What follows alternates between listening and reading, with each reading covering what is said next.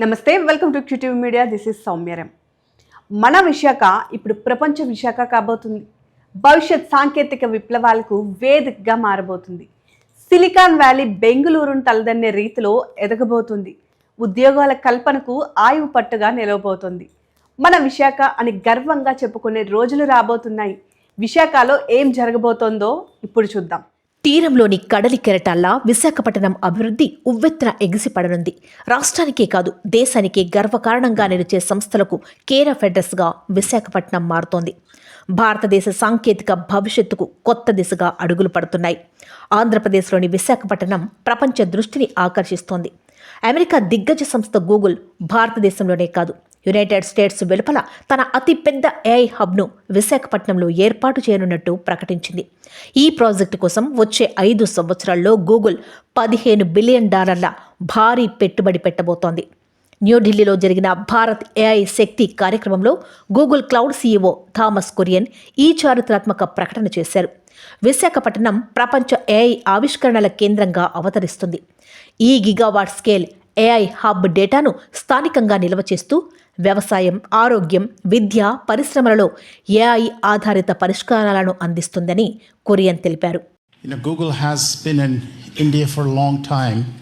It's our 21st year of being here in India. We have 14,000 people who work for us here in India. And in 5 different locations, we launched our cloud solutions in India several years ago, and we have 2 regions near New Delhi and Mumbai. We also are manufacturing our devices here in India, and India is home to so many of us. Today, though, we are incredibly proud with the support of the government of India and the state of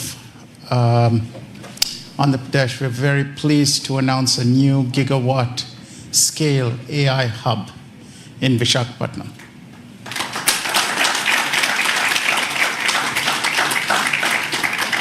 It's the largest AI hub that we are going to be investing in anywhere in the world outside of the US. ఈ కార్యక్రమంలో పాల్గొన్న ఆంధ్రప్రదేశ్ ముఖ్యమంత్రి చంద్రబాబు నాయుడు మాట్లాడుతూ, మేము మైక్రోసాఫ్ట్ను హైదరాబాద్కు తీసుకొచ్చాం. ఇప్పుడు Google విశాఖకు వస్తోంది. ఇది వికసిత భారత్ 2047 దిశగా ఒక కీలక అడుగు అన్నారు. Fortunately, I was associated all these phases from iTech City and IT promotion started in Hyderabad. That is late 90s. Today, 2025, we are talking about data center and artificial intelligence. Really, it is very inspiring. And also Visakhapatnam, at that time Hyderabad, now Visakhapatnam. Even Hyderabad, I brought Microsoft at that time. First time Microsoft has come to Hyderabad.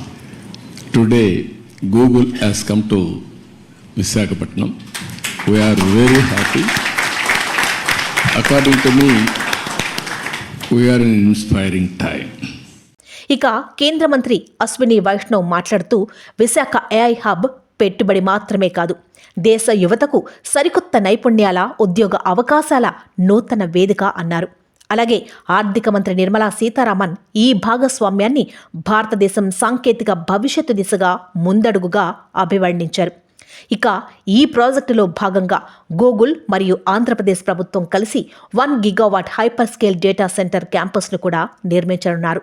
Clean energy, innovation మరియు సుమారు 1.8 లక్షల ఉద్యోగాల సృష్టి ఈ ఒప్పందం ప్రకారం ప్రధాన ఆకర్షణలు. దీంతో విశాఖపట్నం ఇప్పుడు భారతదేశ ఏఐ భవిష్యత్తుకు హార్ట్ బీట్గా నిలవబోతోంది. ఆంధ్రప్రదేశ్ నుంచి ఉద్భవిస్తున్న ఈ సాంకేతిక విప్లవం భారతదేశాన్ని ప్రపంచ ఏఐ మ్యాప్పై సుస్థిరంగా నిలబెట్టబోతోందని నిపుణులు అంచనా వేస్తున్నారు. చూసారుగా, గూగుల్తో పాటు మరిన్ని సంస్థలు ఇప్పుడు విశాఖపట్నం వైపే దృష్టి పెట్టాయి. రానున్న కొద్ది రోజుల్లోనే విశాఖపట్నం ప్రపంచంలోనే అభివృద్ధి చెందిన నగరాల చెంత నిలవబోతోంది. మరి విశాఖ అభివృద్ధిపై మీరేమంటారు? విశాఖ అభివృద్ధి చెందితే ఎలాంటి అవకాశాలు దొరుకుతాయి అంటారు? మీ అభిప్రాయాన్ని కూడా కామెంట్ రూపంలో పోస్ట్ చేసేయండి. Keep watching our channel.